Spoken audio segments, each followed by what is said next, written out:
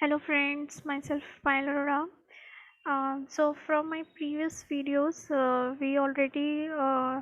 based we already made a discussion and understanding about the basic concepts or the introduction to direct tax laws, and we also understand the concept over residential status and the criteria defined to determine residential status of an individual.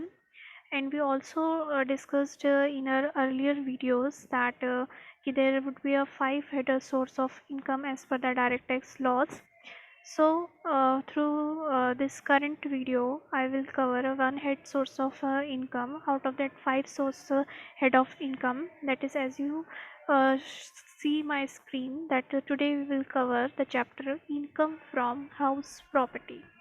So this is one of the head of source of income out of the four, as we discussed that there is income from salary, income from house property, income from profit and gains of business or profession, income from capital gain, and income from other sources. Whoever is watching this video the first time can watch my previous videos to make a link with the previous videos of and with the current videos. So now let us start with this chapter today, that is income from house property. So my dear friends, I will cover this chapter in two sections. Now my first section would be the theoretical section, in which we make an understanding of what is actually income from house property, who is covered in this, what do you mean by understanding about the house property, about the chargeability section, and about other important definitions and provisions before going into the practical aspect that how to compute income from the house property. So I will cover this chapter into two parts. In first part we cover understanding of the provisions related to the chargeability and related to the how to compute income from house property. And in the second section, on the basis of the understanding of this chapter, I will give you and I will make you understand, I will give you examples, and I will make you understand how to compute income under this head of income. We will do a practical section related to this chapter.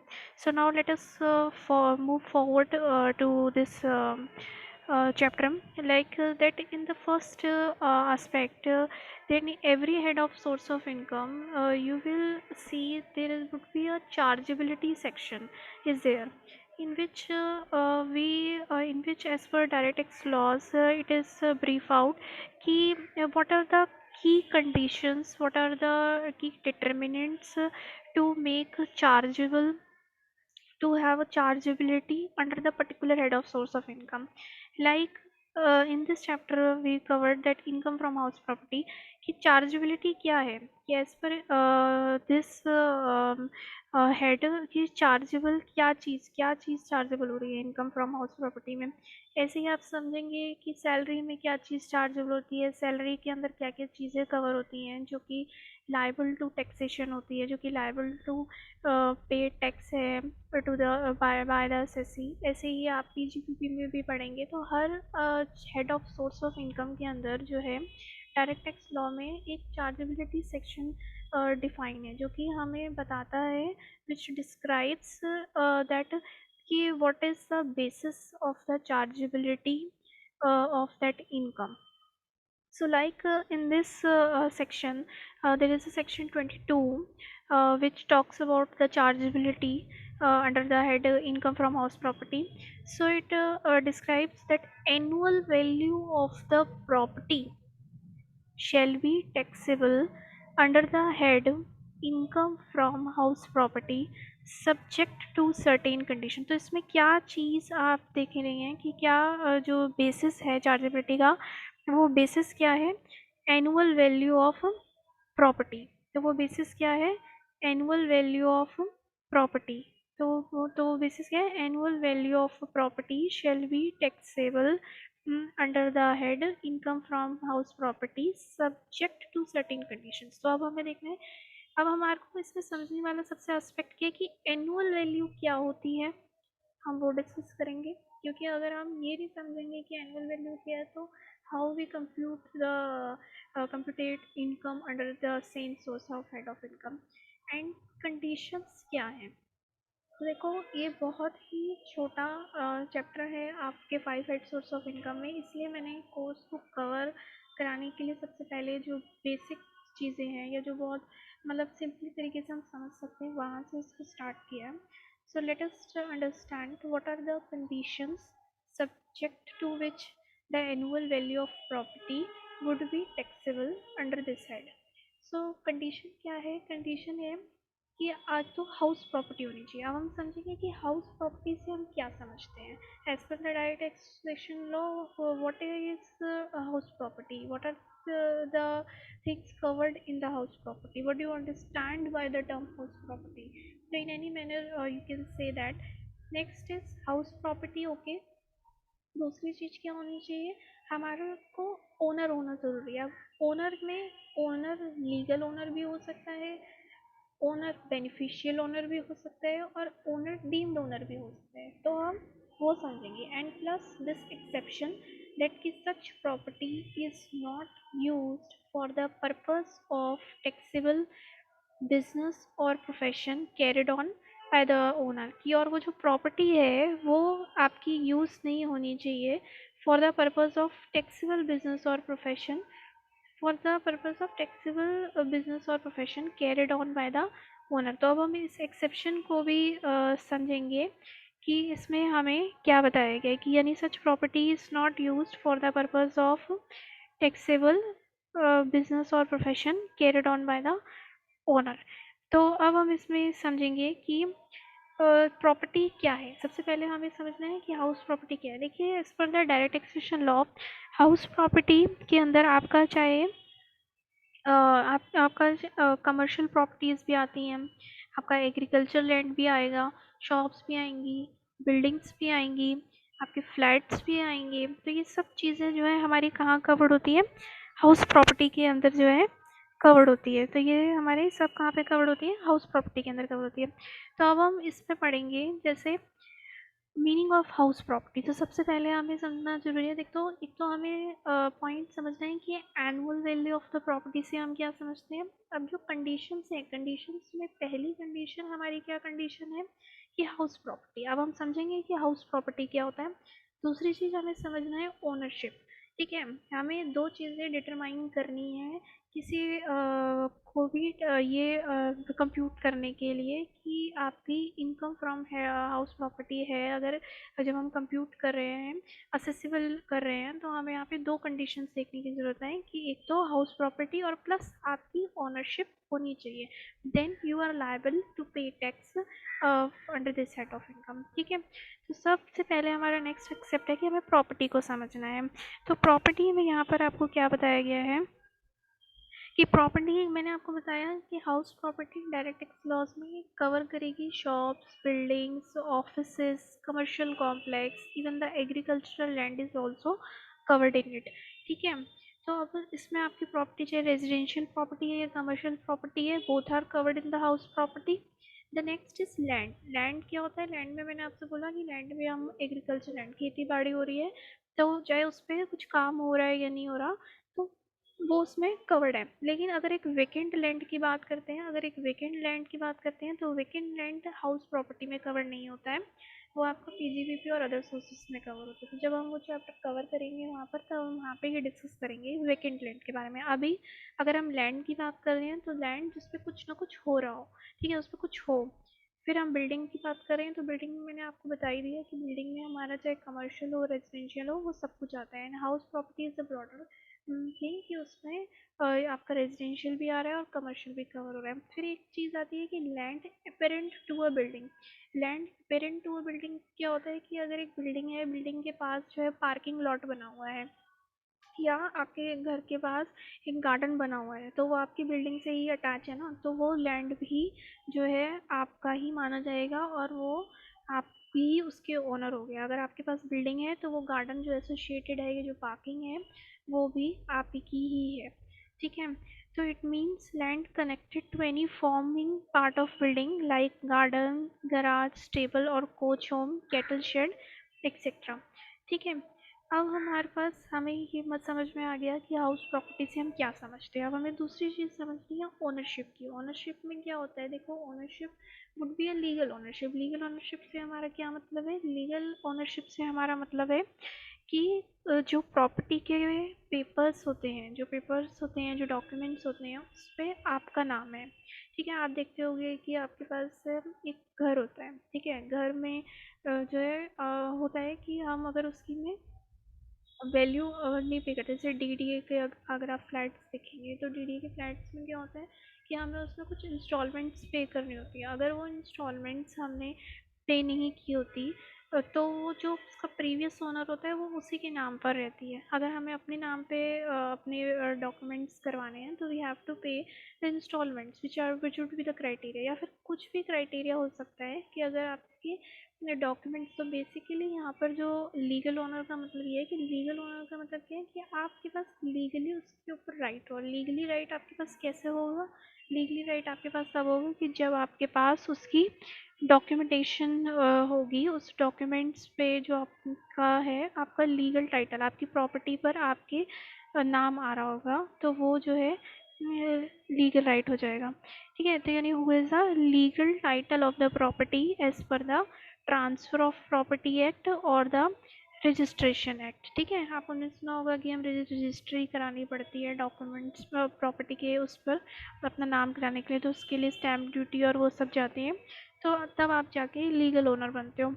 इसी तरह से अब है next, beneficial owner कौन होता है? Beneficial owner वही मैं आपको बात बता रही थी कि जैसे क्या होता है कि अगर मिस्टर ए ने मिस्टर बी को प्रॉपर्टी सपोज करो ट्रांसफ़र करी। ठीक है। कागज़ जो है मिस्टर ए के नाम पर ही थे। मिस्टर बी ने उसकी रजिस्ट्री नहीं करवाई, बस घर ले लिया। ठीक है। या फिर घर ले लिया, लेकिन उसको जो लीगल डॉक्यूमेंट्स पर नाम किसका है? मिस्टर ए का है। लेकिन अगर हम देखें तो मिस्टर बी जो है उस प्रॉपर्टी को इंजॉय कर रहा है। वहाँ पर हम मतलब उस प्रॉपर्टी का जो राइट है वो कौन इंजॉय कर रहा है? एक्चुअली मिस्टर बी कर रहा है। या सपोज करो आपके घर पे कोई रेंट पे आता है। ठीक है। वो रेंट पे आता है, लेकिन वो आपका घर जो है वो कर लेता है, कब्जा कर लेता है उस पर। ठीक है। अब उसमें अगर उसने वो चीज़ कर दी तो वहाँ पर देख कौन रहा है? उसकी इंजॉयमेंट ऑफ राइट्स कौन कर रहा है? वो कर रहा है। चाहे प्रॉपर्टी आपके नाम पर है, लीगल टाइटल आपके नाम पर है, लेकिन the final enjoyment of the property is done by some other person. तो हम यहाँ पर ये भी देखते हैं कि हमारा बेनिफिशियल ओनर कौन है। यानी फॉर इनकम टैक्स पर्पसेस ये ज़रूरी नहीं है कि दैट प्रॉपर्टी रजिस्टर्ड हो in the name of the assessee. अगर assessee is enjoying the property as an owner to full extent, so he will be treated as a beneficial owner of such property and will be charged under the head income from। हो सकता है ना कि कोई disputed property का case हो, disputed ownership का case हो, जिसमें मैं कहूँगी यार नहीं भाई, मेरी तो प्रॉपर्टी नहीं है, मेरी प्रॉपर्टी तो मिस्टर ए ने ले रखी है ऑलरेडी। वो मुझे खुद, मैं उससे परेशान हूँ, मैं चाहती हूँ कि वो मेरा घर छोड़े, लेकिन वो छोड़ नहीं रहा है। तो वो उस काइंड की डिस्प्यूटेड ओनरशिप है। हम वहाँ पर ये देखते हैं कि बेनिफिशियल ओनर कौन है, who is actually enjoying the property right. तो वहाँ पर ये बेनिफिशियल ओनर का कंसेप्ट आता है। ठीक है। फिर हमारे पास नेक्स्ट है यहाँ पर कि डीम्ड ओनर। नेक्स्ट क्या होता है? एक डीम्ड ओनर। अब जैसे हमने पहले से बात की थी कि क्लबिंग प्रोविजंस होते हैं। फिर क्लबिंग प्रोविजंस में क्या होता है कि हमने कोई जो चीज़ है हमने टैक्स को सेव करने के लिए किस उसके लिए आपको दे दी, लेकिन उस चीज़ को किस पर उस चीज़ का राइट होगा? जैसे होता क्या है, suppose I will give an example कि एक हाउस प्रॉपर्टी है। ठीक है। मैंने हाउस प्रॉपर्टी जो है क्या किया कि मैं अपनी मेरी इनकम जो है बहुत टैक्सेबल हो रही थी, तो मैंने क्या किया, मैंने एक हाउस प्रॉपर्टी जो है अपनी वाइफ को दे दी, अपने हस्बैंड को दे दी या अपनी वाइफ को दे दी सपोज करो। ठीक है। अब हुआ क्या कि अब वो मेरे हाथ में तो है नहीं उसकी ओनरशिप वहाँ पर चली गई। अब वो चीज़ मैंने बिल्कुल विदाउट एडुकेट कंसिडरेशन, मतलब मैंने कोई या बिल्कुल ही इनएडुकेट कंसिडरेशन, मैंने उसको एज अ गिफ्ट दे दी या कुछ भी करके दे दी, लेकिन उसके लिए मैंने बदले में उससे कुछ लिया नहीं। तो ये क्या है, ये मैंने केवल अपने टैक्स को डाइवर्ट करने के लिए कि मेरे हैंड पे कंप्यूट ना हो इनकम, मैंने दूसरे पर्सन को वो चीज़ दे दी, ठीक है, विदाउट एडुकेट कंसिडरेशन। तो लेकिन उसका रियल ओनर कौन है? उसका रियल ओनर तो मैं हूँ, ठीक है ना, उसका रियल ओनर तो मैं हूँ।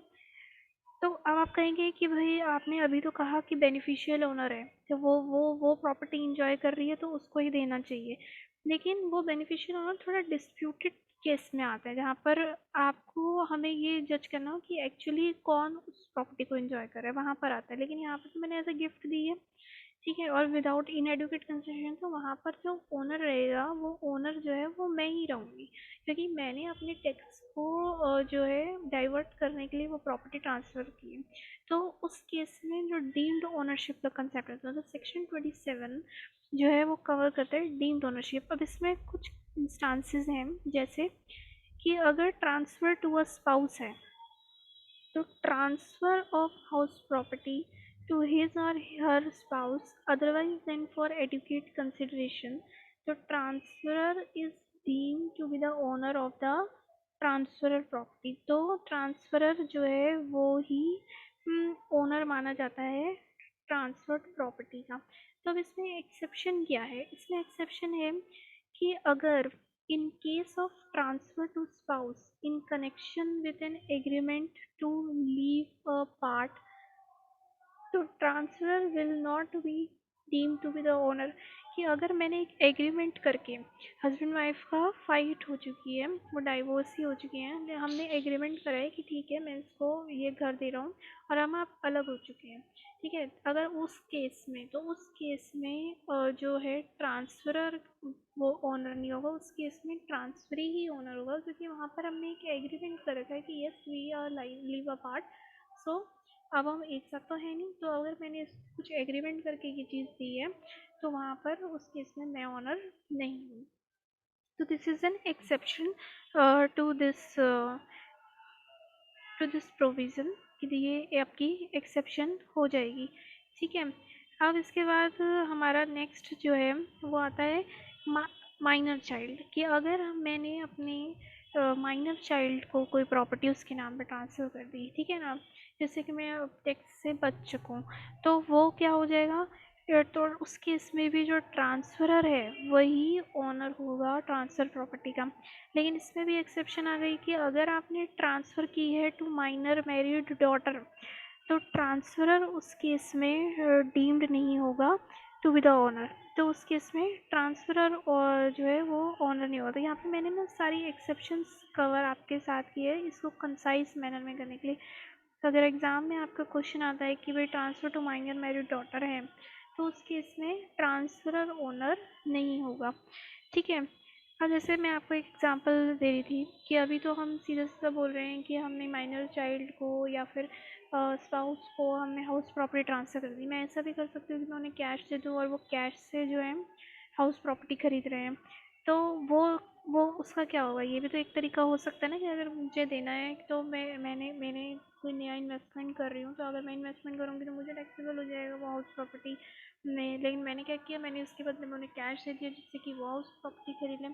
तो उस केस में क्या होगा, उस केस में हमारे क्लबिंग प्रोविजंस अप्लाई होते हैं। तो वो क्लबिंग प्रोविजंस क्या हैं, वो हम क्लबिंग प्रोविजंस के चैप्टर में कवर करेंगे, या फिर इस एंड ऑफ द चैप्टर जो है ना वी विल डिस्कस। क्योंकि हमने पहले भी बात की थी कि जो भी head of source of income के अंदर, चाहे वो सेट ऑफ के प्रोविजंस है, अब जैसे अगर हाउस प्रॉपर्टी में लॉस है, तो वो कब तक आप सेट ऑफ कर सकते हो, कौन सी सेट ऑफ, कौन से head of source of income से सेट ऑफ कर सकते हो, और कब तक वो लॉस कैरी फॉरवर्ड हो सकता है, तो वो हम इस चैप्टर के एंड में पढ़ेंगे। तो एक सेट ऑफ पढ़ेंगे, डिडक्शंस पढ़ेंगे, अगर कोई टीडीएस का प्रोविज़न है related to this we will also cover that in the clubbing provisions. तो ये चार चीज़ें इस चैप्टर के एंड में आपकी जो आगे आपने कवर करनी थी वो हम पहले ही इस चैप्टर में कवर कर लेंगे, ठीक है। तो प्रेजेंटली अभी हम इतना ही पढ़ते हैं, इसको मैं इस एंड ऑफ द चैप्टर जो हमारा सेकंड सेक्शन होगा जहाँ पे हम प्रैक्टिकल एस्पेक्ट डिस्कस करेंगे, उसके साथ तो ये चार पॉइंट्स जो हैं, चाहे वो डिडक्शन है, सेट ऑफ है, या क्लबिंग प्रोविजंस हैं, वो हम सब वहाँ पर कवर करेंगे। तो नेक्स्ट है कि अगर कोई इम्पार्शियल स्टेट है जो कि लीगली डिविजिबल नहीं है, तो holder of an impartial state जो है वही डीम्ड ओनर होगा ऑफ द प्रॉपर्टी। ऐसे ही अगर एक कोऑपरेटिव सोसाइटी है, कोऑपरेटिव सोसाइटी ने अपने मेंबर्स को हाउस दे रखे हैं, तो एक्चुअली जो वो प्रॉपर्टी है वो इंजॉय कौन कर रहे हैं, वो मेंबर्स ही यूज़ कर रहे हैं। तो उस केस में वो चाहे लीगल ओनर कोऑपरेटिव सोसाइटी है, लेकिन जो मेंबर्स हैं वो उनकी ही हाउस प्रॉपर्टी कहलाएगी, उन्हीं के हाथ में उसकी इनकम टैक्सेबल होगी। ऐसे ही अगर person in a position of property, अब हुआ क्या, जैसे मैं अभी आपको ही बता ही रही थी, जैसे मैंने मिस्टर ए ने मिस्टर बी को ट्रांसफ़र करी प्रॉपर्टी, ठीक है, लेकिन अब हुआ क्या कि मिस्टर बी ने उसकी रजिस्ट्री नहीं करवाई, ठीक है, अब वो उनके हाथ में नहीं है, ठीक है, तो लेकिन जो पोजीशन है वो पोजीशन किसके पास है, वो मिस्टर बी के पास ही है ना।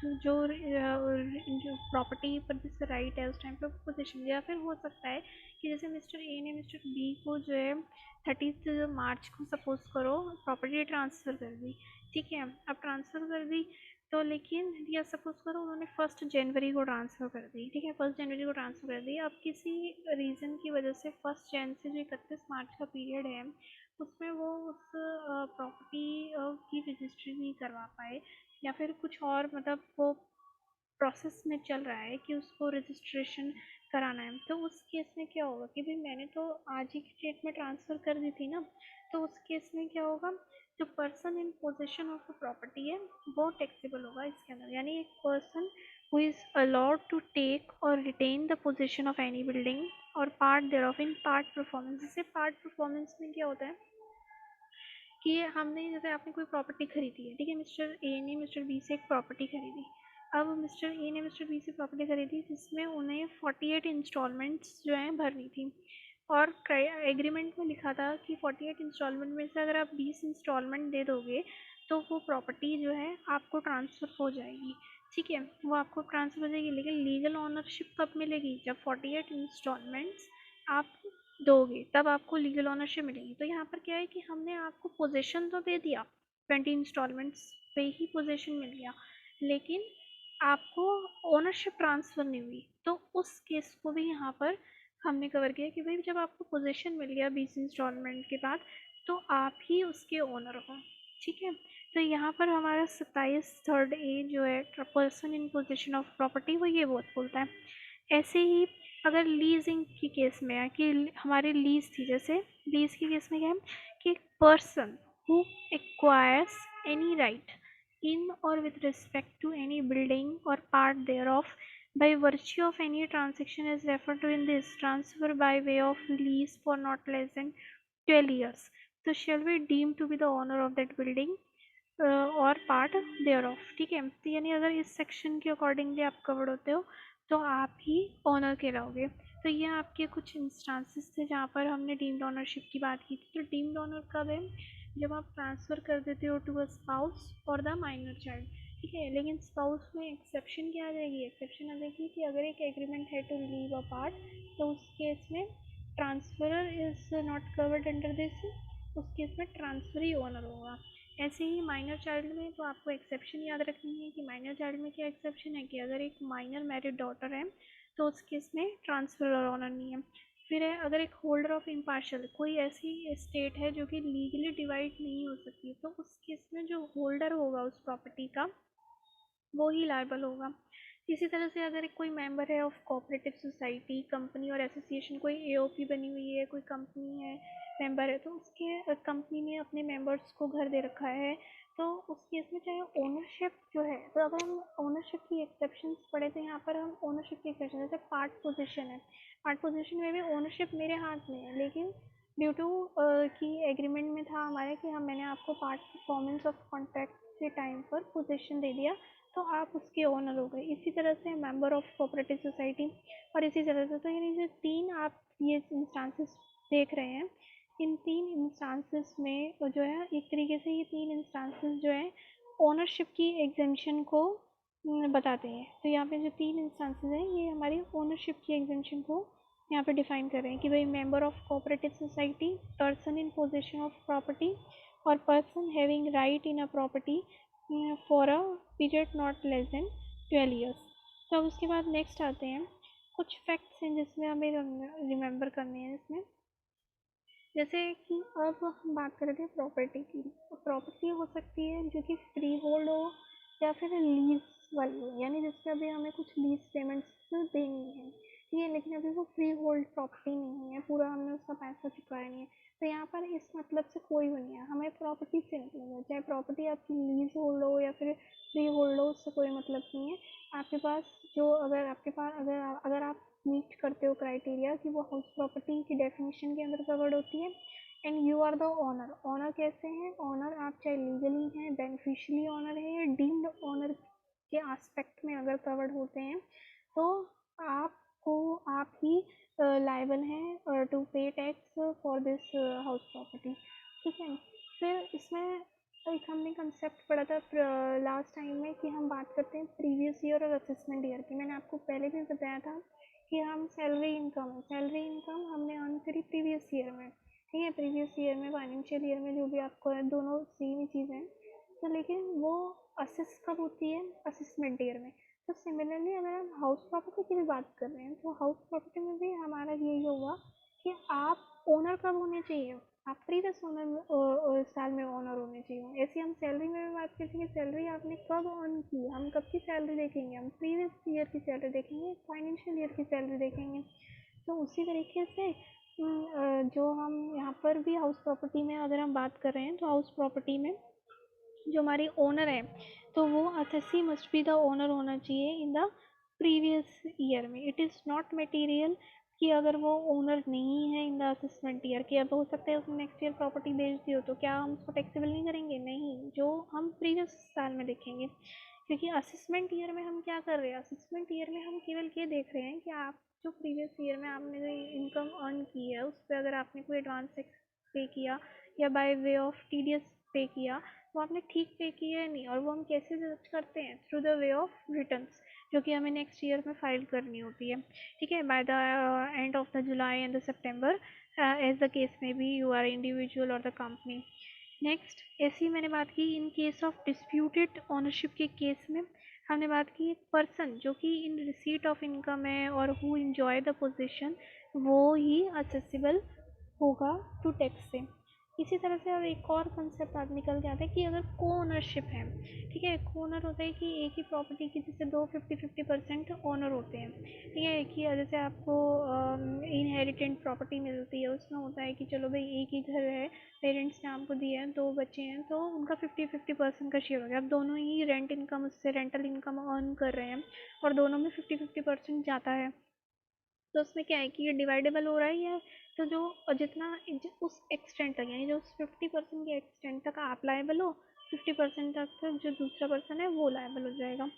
इसी तरह से अब हम एक कंसेप्ट पढ़ते हैं। अब ये तो हम हाउस प्रॉपर्टी की बात कर रहे थे जो कि इंडिया में हो। अगर हाउस प्रॉपर्टी एब्रॉड में सिचुएटेड है, तो इसमें हमने पिछले वीडियोस में डिस्कस किया था कि हमारा सबसे पहले रेजिडेंट और एनआरआई रेजिडेंट है या फिर आप नॉन रेजिडेंट है, उसको डिटरमाइन करने का कुछ क्राइटेरिया होता है, ठीक है, वी ऑलरेडी डिस्कस। फिर हमने बात की थी कि हम आगे, अगर आप रेजिडेंट हैं तो हम आगे एक और स्टेप चलते हैं जिसमें हमारी कुछ कंडीशंस होती हैं, जिसमें हम डिटरमाइन करते हैं कि आप रेजिडेंट एंड ऑर्डिनरी रेजिडेंट यानी आरओआर हैं, या फिर resident and not ordinary resident है यानी आरएनओआर है।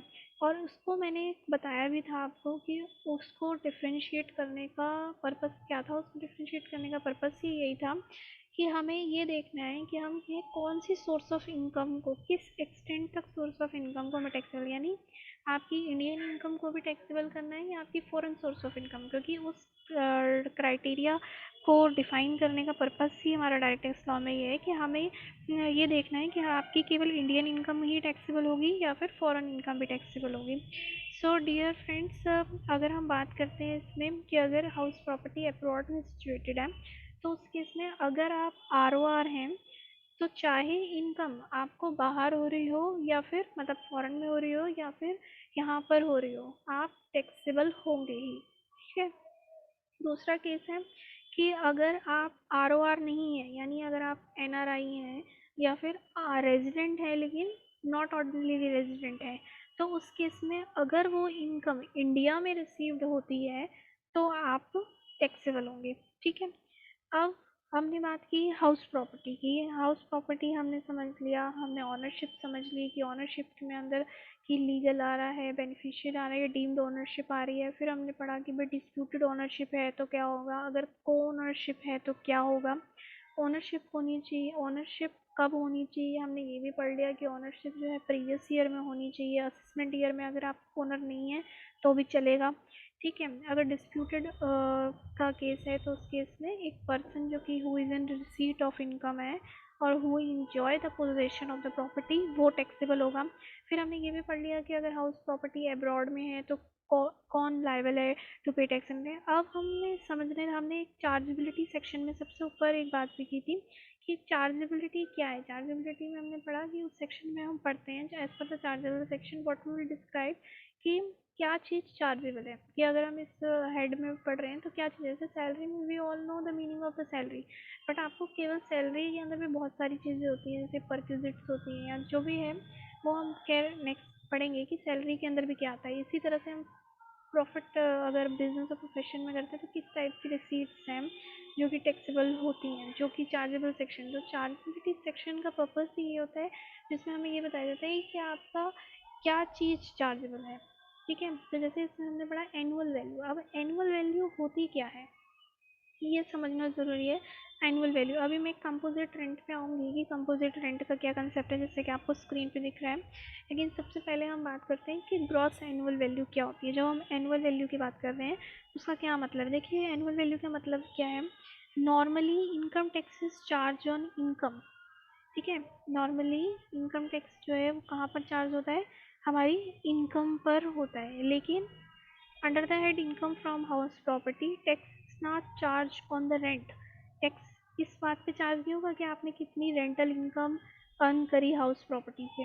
ठीक है। तो ये आपको इधर दिख रहा है कि नॉर्मली अगर हम बात करते हैं कि भाई हमारी जो इनकम है जैसे सैलरी है तो सैलरी हमारी अर्न हो रही है वो हमारी इनकम है उस पर चार्ज होता है। लेकिन अगर हम हाउस प्रॉपर्टी में बात करते हैं तो हाउस प्रॉपर्टी में जैसे अगर हम रेंटल इनकम अर्न कर रहे हैं तो उस पर चार्ज नहीं है। हमारा किस चीज़ पे चार्ज है कि जो इनहेरेंट, देखो क्या होता है कि मैं अपना टैक्स बचाने के लिए मैं तो कहूँगी कि भाई मेरी रेंट जो है वो 10,000 ही ले रही हूँ लेकिन मैं एक्चुअली 20,000 ले रही थी। ठीक है ना। अगर कोई प्रॉपर्टी है मैं उसकी रेंट कम दिखा दूँ तो आप मेरा क्या कर लोगे, मैं तो कहूँगी नहीं मैंने तो 10,000 ही दे रही हूँ। आप एग्रीमेंट भी बनवा लोगे, फेक एग्रीमेंट भी बनवा लोगे। ठीक है। और ऊपर से 10,000 आप कैश में ले लोगे। तो उस चीज़ को कब करने के लिए यहाँ पर बोला गया है कि भाई हम यहाँ पर ये भी देखते हैं कि आपका, लेकिन हम उसकी इनहेरेंट कैपेसिटी, अब कोई प्रॉपर्टी है बहुत अच्छी प्रॉपर्टी है अगर उसकी रेंटल उतना 10,000 की बनती ही नहीं है, बनती है 20,000 की, तो आप कैसे 10,000 ले रहे हो, आप why are you in loss. ठीक है। तो इसलिए यहाँ पर ये चीज़ बोली गई है। तो एनुअल वैल्यू को डिटरमाइन करने के कुछ फैक्टर्स होते हैं। देखो ये बहुत इंपॉर्टेंट है ये डेफिनेशंस। क्यों, क्योंकि जब हम आगे पढ़ेंगे कि अगर हम किसी, जैसे प्रॉपर्टी में हो सकती है कि प्रॉपर्टी एक प्रॉपर्टी जिसमें आप रह रहे हो that is a self occupied property. ठीक है। एक प्रॉपर्टी जो कि आपके पास एक पर्सन है मिस्टर है उसके पास दो प्रॉपर्टी हैं, एक में वो खुद रहता है एक उसने रेंटल में दे रखी है। तो रेंटल वाली कौन सी प्रॉपर्टी हुई, लेट आउट प्रॉपर्टी हुई। तो सेल्फ ऑक्यूपाइड प्रॉपर्टी को कंप्यूट करने की इनकम, उसके लिए उसका इनकम कंप्यूटेशन करने का एक अलग मेथड है। इसी तरह से लेट आउट प्रॉपर्टी को करने का एक अलग मेथड है। हो सकता है कि कोई पर्सन ऐसा हो जो कि दो जगह रहता है। ठीक है। इट्स नॉट, अब मैं ये एक्सप्लेन नहीं करूँगी कि कैसे पॉसिबल है, लेकिन सपोज करो कि अगर कोई पर्सन है जो कि दो जगह रह रहा है, उसकी दो सेल्फ ऑक्यूपाइड प्रॉपर्टी और एक लेट आउट प्रॉपर्टी, तो उस केस में इनकम कैसे कंप्यूट करेंगे। तो ये बहुत सारे आप मल्टीपल वेज देखेंगे जो कि मैं सेकेंड पार्ट में कवर करूँगी कि हमें उसको कैसे उस केस में हमारी कंप्यूटेशन ऑफ इनकम कैसे होता है। लेकिन presently we have to understand these definitions very carefully because यही definitions हमें आगे जाके हेल्प आउट करेंगे जब हम प्रैक्टिकल एस्पेक्ट में जाएंगे। तो सबसे पहले इसमें क्या होता है, actual rent receivable. Actual rent receivable क्या होता है, कोई भी सम जो कि रिसीवेबल है as a rent of the property for the previous year is an evidence for determining the earning capacity of the building. Such actual rent receivable is to be computed on accrual basis. However, where tenant pay rent which is influenced by benefits provided by the owner of the property. So such rents must be disintegrated to determine actual rent. देखिए होता क्या है कि suppose कीजिए actual rent receivable concept क्या है। Actual rent receivable का मतलब है कि जैसे कोई प्रीवियस ईयर्स में आप इस प्रॉपर्टी से इतनी रेंट जो है विड्रॉ कर रहे थे, ठीक है, आपने सडनली उस रेंट को जो है बिल्कुल रिड्यूस करके दिखा दिया। तो उस केस में हम देखते हैं कि भाई ये प्रॉपर्टी जो है पहले तो इसकी अर्निंग कैपेसिटी इतनी नहीं थी, ये इतना अर्न करवा पा रही थी आपको। आज की प्रॉपर्टी में क्या होगा कि आपको ये केवल इतना ही मतलब उससे कंपेयर करा जाता है इस समय। तो एक्चुअल रेंट रिसीवेबल का मतलब ये है जिसमें हम ये देखते हैं कि अर्निंग कैपेसिटी क्या है उस प्रॉपर्टी की, वो एक्चुअली प्रॉपर्टी आपको कितना दे सकती थी, ठीक है। यानी सच एक्चुअल रेंट रिसीवेबल हम कैसे कंप्यूट करते हैं, एक्यूरल बेसिस पर। अब हम ये नेक्स्ट इसमें देखेंगे कि ये क्या होता है। अभी आप केवल इतना याद रखिए कि एक ARR एक चीज़ होती है, दूसरा होता है gross municipal value. Gross municipal value क्या होती है कि इसका मतलब क्या है कि जैसे म्यूनिसिपालिटी होती है उसमें एक डिटरमाइन म्यूनिसिपल अथॉरिटीज़ में एक डिटरमाइन किया होता है क्या ये प्रॉपर्टी, जैसे आपको म्यूनिसिपल टैक्स लगता है तो म्यूनिसिपल टैक्स किस बेसिस पर लगता है, आपकी प्रॉपर्टी की वैल्यू पर लगता है, ठीक है। तो हर जगह की एक म्यूनिसिपल अथॉरिटीज़ चार्ज करती है, एक टैक्स म्यूनिसिपल टैक्स चार्ज करती है। तो वो डिटरमाइन कैसे होता है, वो आपकी हाउस प्रॉपर्टी की वैल्यू पर डिटरमाइन होता है। तो यानी इसका मतलब क्या है कि annual value of the property जो कि डिसाइडेड की गई है म्यूनिसिपालिटी द्वारा on which they charge municipal tax. तो सच वैल्यूएशन में ऑल्सो भी taken as evidence of the earning capacity. एक तो बेसिस ये हो गया कि हम उसमें एक बेसिस क्या है अर्निंग कैपेसिटी को डिटरमाइन करने कि आप प्रीवियस ईयर्स में उस प्रॉपर्टी से कितना अर्न कर रहे थे, एक हो गया। मैं इसमें ये भी कंसीडर कर रही हूँ कि भाई जो म्यूनिसिपल अथॉरिटीज़ हैं उसमें आपकी कितनी वैल्यू डिटरमाइन हो सकती है। जैसे आप देखते भी हैं कि कुछ प्रॉपर्टीज़ होती हैं जहाँ पर हमारी वैल्यू प्रॉपर्टी की घट जाती है, या आप सुनते होंगे न्यूज़ कि हाँ यहाँ पर इस जगह पर प्रॉपर्टीज़ की वैल्यू बढ़ गई है। उसका रीज़न बहुत सारे हो सकते हैं, वहाँ पे मेट्रो फैसिलिटीज़ आ गई, यहाँ पर और पब्लिक कन्वीनियंस फैसिलिटीज़ आ गई जिससे कि वहाँ लोग ज़्यादा मूव ऑन करना पसंद कर रहे हैं। तो उस वजह से क्या होता है कि उसके प्रॉपर्टी की वैल्यू जो है बढ़ जाती है, ठीक है। तो ये वैल्यूज़ चेंज होती रहती हैं ऑब्वियसली है। तो हो सकता है कि उसका भी इम्पैक्ट हम देख सकते हैं कि अगर अब प्रॉपर्टी की वैल्यू यहाँ पे कोई रहता नहीं है या फिर मतलब हो गई है, अब ये एक नॉन अर्बन एरिया हो गया, तो वहाँ पर रेंटल प्रॉपर्टी की वैल्यू कम होगी rather than to urban area से। तो ये केवल एक मैथोलॉजी है कि हमें जब हमें कंप्यूट करना है जो कि हमें इस लॉ में डिस्क्राइब कर रखी है। तो एक हम एस्पेक्ट क्या देखते हैं एनुअल वैल्यू को देखने का, जैसे हम क्योंकि यहाँ पे हम एनुअल वैल्यू निकाल रहे हैं, अब इस एनुअल वैल्यू को हम कैसे निकालेंगे, चाहे वो लेट आउट प्रॉपर्टी के केस में है या सेल्फ ऑक्यूपाइड प्रॉपर्टी केस के, वो हम नेक्स्ट एस्पेक्ट नेक्स्ट उसमें पढ़ेंगे। लेकिन करेंटली जो हम बात कर रहे हैं ना, करेंटली आपको केवल इतना समझना है कि अच्छा एक एनुअल वैल्यू को डिटरमाइन करने के ये 3-4 फैक्टर्स दिख रहे हैं। पहला factor that is actual rent receivable, कि मैं एक्यूरल बेसिस पे देखती हूँ कि मैं कितना प्रॉपर्टी से अर्निंग कैपेसिटी मेरी पहले थी और मैं अब कितना अर्न कर रही हूँ।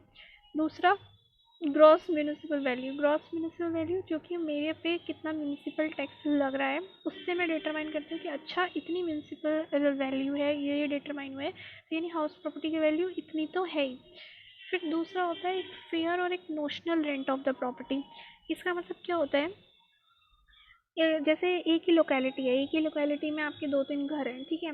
आपको पता है कि अच्छा ये वाले घर में तो 20,000 की रेंट डिराइव हो रही है लेकिन इस वाले घर में केवल 5,000 की रेंट आ रही है, ये कैसे हो रहा है जब सेम लोकेलिटी है, ठीक है। तो क्या उसमें डिफरेंस है कि भाई 3 BHK 2 BHK क्या चीज़ का डिफरेंस है, वो डिटरमाइन करना ज़रूरी है।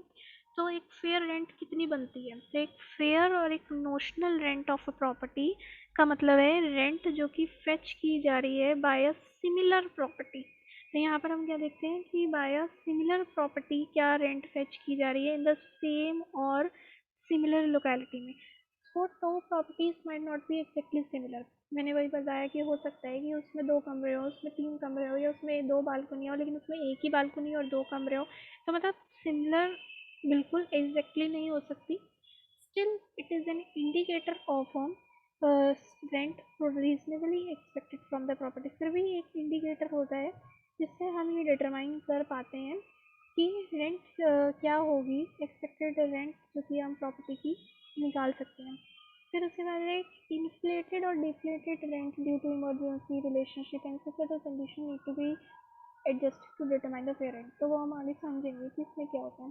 दूसरा होता है standard rent under the rent control act. Rent control act के अंदर एक मैक्सिमम रेट डिफाइन कर रखी है जो कि एक पर्सन लीगली रिकवर कर सकता है from its tenants under the rent control act prevailing in the state in which property is situated. तो स्टेट वाइज जो है आप देखेंगे रेंट कंट्रोल एक्ट आप आज भी पढ़िएगा जिसके बारे में कि उस एक्ट में डिफाइन होगा कि हम मैक्सिमम रेंट कितना रिकवर कर सकते हैं। तो हम 4 फैक्टर्स को कंसीडर करके हम ये देखते हैं कि जो आप रेंट बता रहे हो कि आपकी तो जो इन 4 फैक्टर्स को देखकर हम आपकी annual value of the property निकालते हैं। और जब हम annual value of the property determine करते हैं तो वो हमारी चार्जेबल होती है under the head income from house property में।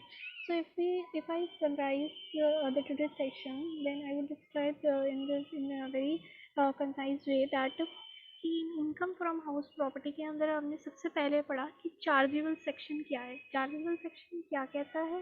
चार्जेबल सेक्शन कहता है कि इनकम फ्रॉम हाउस प्रॉपर्टी के जो है वो के अंदर क्या चीज़ टैक्सेबल है? Annual value of the property subject to certain conditions. ठीक है।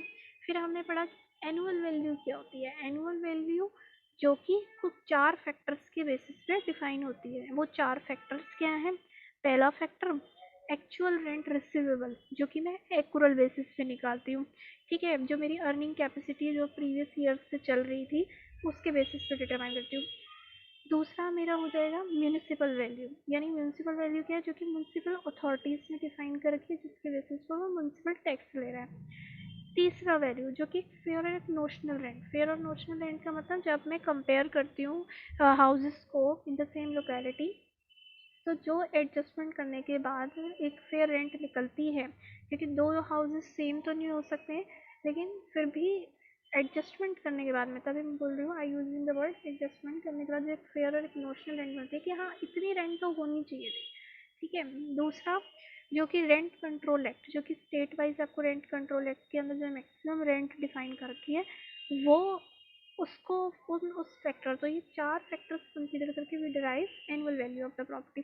सो next we discuss that conditions क्या है। कंडीशंस क्या है कि एक हाउस प्रॉपर्टी की बात हो रही है और ओनरशिप की बात हो रही है। तो हाउस प्रॉपर्टी में मैंने आपको बताया कि डायरेक्ट टैक्स लॉज के अंदर हाउस प्रॉपर्टी के अंदर क्या क्या आता है।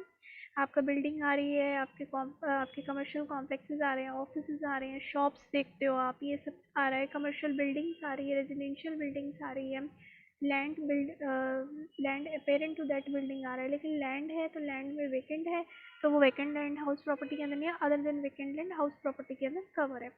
फिर इसके अंदर एक एक्सेप्शन थी। एक्सेप्शन क्या कहती है कि अगर जैसे सपोज करो मेरी कोई प्रॉपर्टी है, मेरा कमर्शियल कॉम्प्लेक्स में मेरा एक मैंने शॉप खोल रखी है। ठीक है। मैं ही उसका ओनर हूँ। ठीक है। मैं ही उसका ओनर हूँ। ठीक है। और वो मैं उस शॉप पे एक ग्रोसरी स्टोर मैंने खोल रखा है, उस शॉप के थ्रू मैं ग्रोसरी का काम करती हूँ। ठीक है। तो मैं उसकी ओनर होगी। ठीक है। अब वो प्रॉपर्टी मेरी है तो क्या मैं हाउस प्रॉपर्टी के अंदर लायबल होंगी? नहीं, क्योंकि आप बिजनेस कर रहे हो, आप प्रोफेशन कर रहे हो, आप बिजनेस कर रहे हो थ्रू दिस प्रॉपर्टी। तो उस केस में आपको लायबल नहीं है कि आप ये हाउस प्रॉपर्टी के अंदर उस पर टैक्स दो। लेकिन होता क्या है कि मिस्टर ए है, मिस्टर ए ने एक शॉपिंग कॉम्प्लेक्स में एक शॉप ले रखी है। ठीक है। एक शॉप ले रखी है, उसको उन्होंने मिस्टर बी को रेंट पर दिया है। अब मिस्टर बी के लिए क्या है? मिस्टर बी के लिए तो वो प्रॉपर्टी क्या है? उनके बिजनेस और प्रोफेशन में यूज़ हो रही है। लेकिन मिस्टर ए के लिए वो प्रॉपर्टी क्या है? मिस्टर ए के लिए तो वो अर्निंग का सोर्स है ना, तो मिस्टर ए के हैंड में वो इनकम फ्रॉम हाउस प्रॉपर्टी में टैक्सेबल हो जाएगा और मिस्टर बी के लिए वो नहीं टैक्सेबल होगा। ठीक है। तो हमने ये एक्सेप्शन पढ़ी। फिर ओनरशिप में हमने पढ़ा कि भाई legal owner, beneficial owner and deemed ownership क्या होती है। ठीक है। तो आप आज ज़रूर देखिए कि रेंट कंट्रोल एक्ट ज़रूर पड़ेगा और इन टर्म्स को थोड़ा और अंडरस्टैंडिंग लीजिए मेरे नोट्स से स्टडी करके। Then in the next section हम इन नोट्स के बेसिस पर और इस अंडरस्टैंडिंग के बेसिस पर हम कवर करेंगे कि कैसे हमें हाउस प्रॉपर्टी को कंप्यूट करना है। अब मैं एक और चीज़ इसमें आपको बताती हूँ, एक लास्ट और चीज़ बताती हूँ जैसे सपोज करो कि मैं प्रॉपर्टी में डील करती हूँ, ठीक है, मेरे पास बहुत सारे हाउस प्रॉपर्टी है, मैं प्रॉपर्टी डीलर हूँ, ठीक है, मैं अगर प्रॉपर्टी में डील करती हूँ तो उसमें क्या है कि मैं अगर वो प्रॉपर्टी खरीदती बेचती हूँ, मतलब सेल कर रही हूँ अगर, तो उसका जो प्रॉफिट है वो तो मेरा पीजीबीपी में आएगा। लेकिन तभी भी मैं जो है, अगर मेरी प्रॉपर्टी, जैसे प्रॉपर्टी बोलते हैं स्टॉक एंड ट्रेड में है, ठीक है, तो उस केस में भी मेरे जो हाथ में है, मैं वो annual value of the properties जो है वो टैक्सेबल होगी। लेकिन अगर मैं उसकी सेल से जो प्रॉफिट और गेन अर्न करती हूँ, प्रॉफिट और लॉस जो भी होता है, वो मेरा पीजीबीपी में टैक्सेबल होगा, ठीक है। So, my dear friends, I will wind up this session. In the next video, we will do practical questions from this lesson. Thank you very much.